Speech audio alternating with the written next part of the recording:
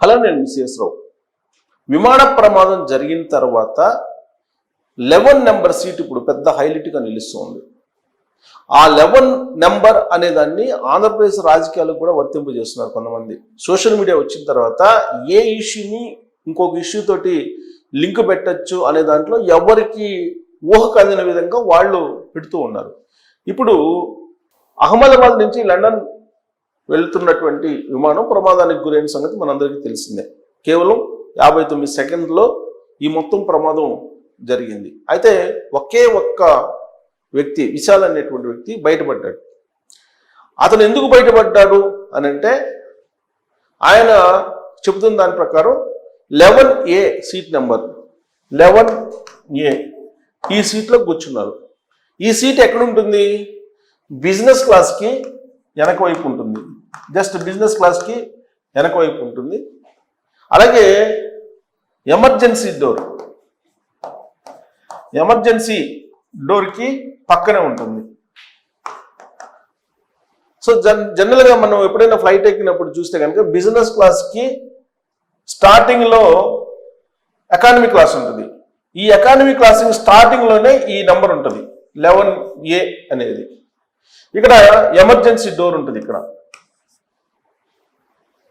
ఈ 11Aలో విశాల్ బ్రిటన్ పౌరుడు. ఇతను విశాల్ అన్న అతను బ్రిటన్ పౌరుడు. గుజరాత్ అహ్మదాబాద్ వచ్చి వెళ్తున్నారు.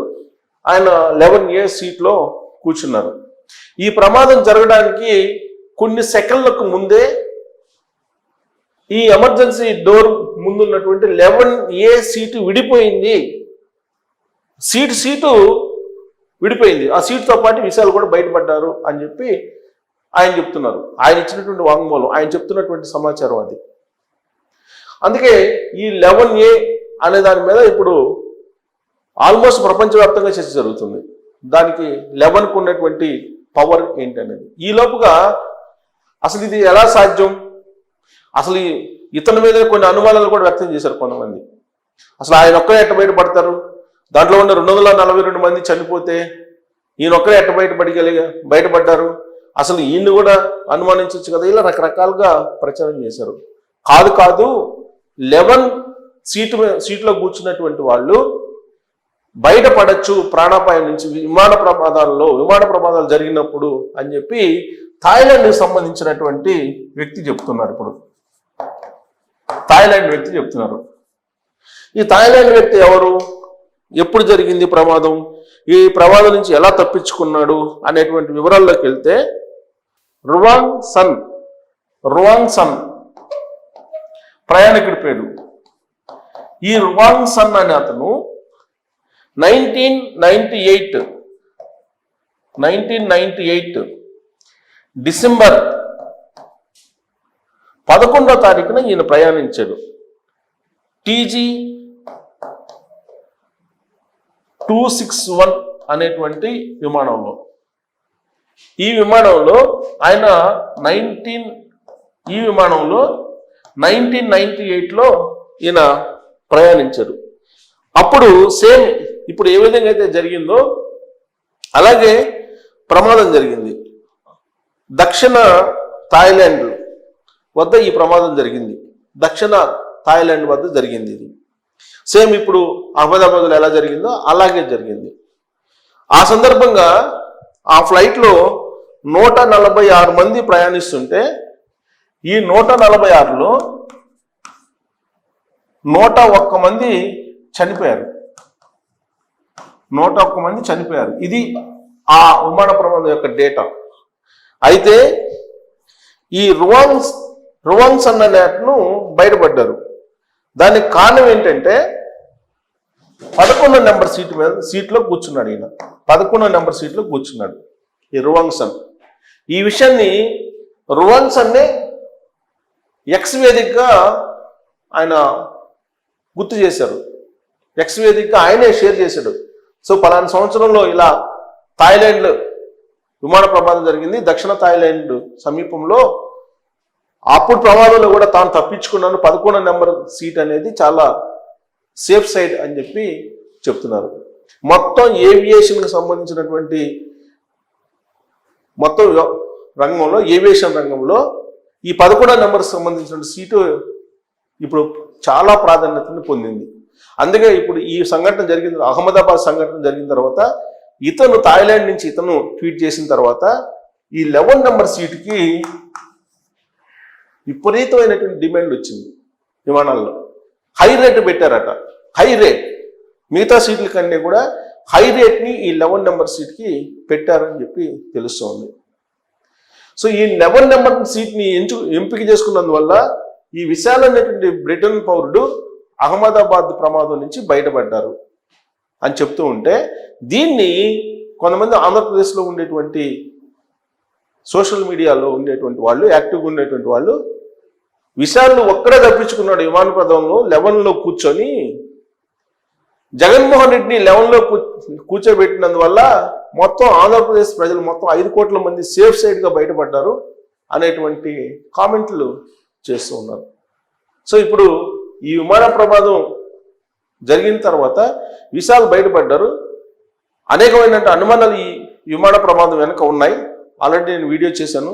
అనేక రకాల డౌట్లు, పక్షులు ఢీకొట్టాయా, లేదంటే ఇంధనం కల్తీ ఉందా, లేదంటే టెక్నికల్ ప్రాబ్లం ఉందా, లేదంటే పైలట్ ప్రాబ్లం ఉందా, లేదంటే గేర్ ప్రాబ్లం ఉందా, ఇలాంటివన్నీ కూడా రకరకాల అనుమానాలు ఉన్నాయి. దాని మీద ఇన్వెస్టిగేషన్ చేస్తున్నారు. ఆల్రెడీ బ్లాక్ బాక్స్ డీకోడ్ చేస్తున్నారు. ఇప్పుడు ఈ డీకోడ్ చేసిన తర్వాత ఒక 2 వర్డ్స్ మాత్రం వినిపించాయి. Mayday mayday mayday, no power no thrust. So కూలిపోతుంది సాయ్ అని చెప్పి చెప్పేశారు. సో ఆ 2 సెకండ్స్, చివరి 5 to 2 సెకండ్స్లోనే ఇది మొత్తం జరిగిపోయింది. విమాన ప్రమాదం జరిగిపోయింది. అనుమానాలు కూడా వ్యక్తం చేస్తున్నారు. లాస్ట్కి కొంతమంది ఈ బయటపడినటువంటి వ్యక్తి మీద కూడా అనుమానాలు వ్యక్తం చేశారు. అనుమానాలు వ్యక్తం చేయాల్సిన అవసరం లేదు అతని మీద. ఇలాంటి ప్రమాదమే జరిగినప్పుడు 1998లో తాను కూడా బయటపడ్డాను అని చెప్పి థాయిలాండ్ నుంచి రువాంగ్సన్ ట్వీట్ చేశారు ఎక్స్ వేదికగా. దీంతో ఇతని మీద ఇప్పటి వరకు ఎవరైతే అనుమానాలు వ్యక్తం చేశారో ఆ అనుమానాలన్నీ నివృత్తి అయిపోయాయి. తప్పించుకోవచ్చు, 11వ నెంబర్ సీట్లో కూర్చుంటే తప్పించుకోవడానికి అవకాశం ఉంది విమాన ప్రమాదాలు జరిగినప్పుడు అనేటువంటి అభిప్రాయం ఇప్పుడు వినిపిస్తుంది. సో థాయిలాండ్ నుంచి ఈ ట్వీట్ వచ్చిన కారణంగా విశాల్ మీద ఉన్నటువంటి అనుమానం చాలా వరకు తొలగిపోయింది. అయితే ఈ 11 నెంబర్ సీటుకు సంబంధించి ప్రాధాన్యత మాత్రం విపరీతంగా పెరిగింది. ఈ ప్రమాదం జరిగిన తర్వాత ప్రధానంగా మనకు బాగా వినిపించింది ఏంటంటే బోయింగ్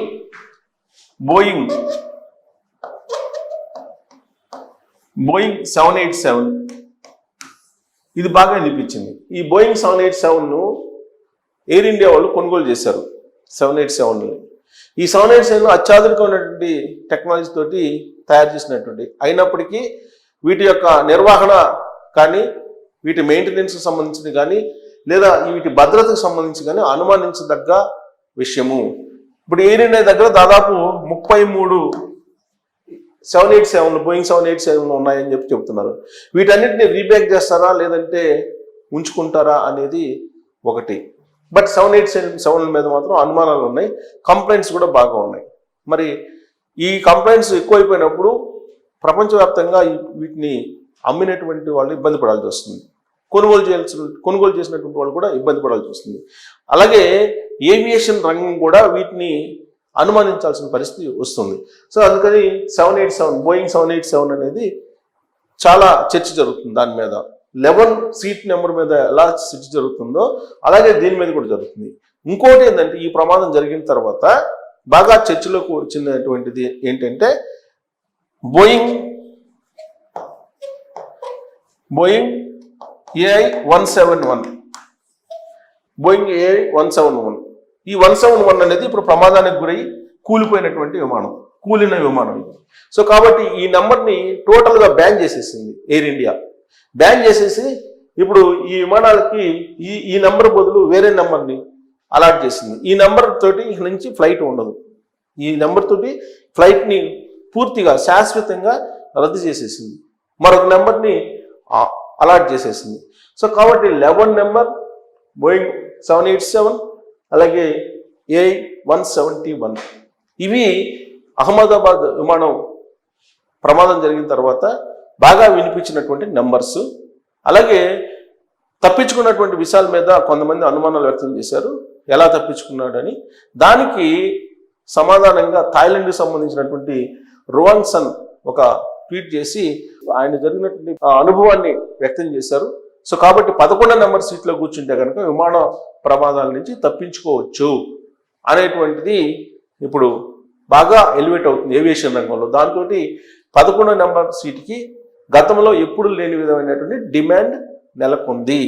సో ఈ పరిణామాన్ని మీరు ఏ విధంగా చూస్తారు? ఇప్పటికీ కూడా ఇంకా అహ్మదాబాద్ విమాన ప్రమాదంలో తప్పించుకున్నటువంటి వ్యక్తిని అనుమానిస్తారా, లేదంటే థాయిలాండ్కి సంబంధించినటువంటి ఈ రువాంగ్ సన్ చెప్పిన దాని ప్రకారం 11 నెంబర్ నుంచి కూర్చుంటే తప్పించుకోవచ్చు అనే అభిప్రాయంతో మీరున్నారా? మీకున్నటువంటి అభిప్రాయం ఏంటనేది తెలియజేయచ్చు. Thank you.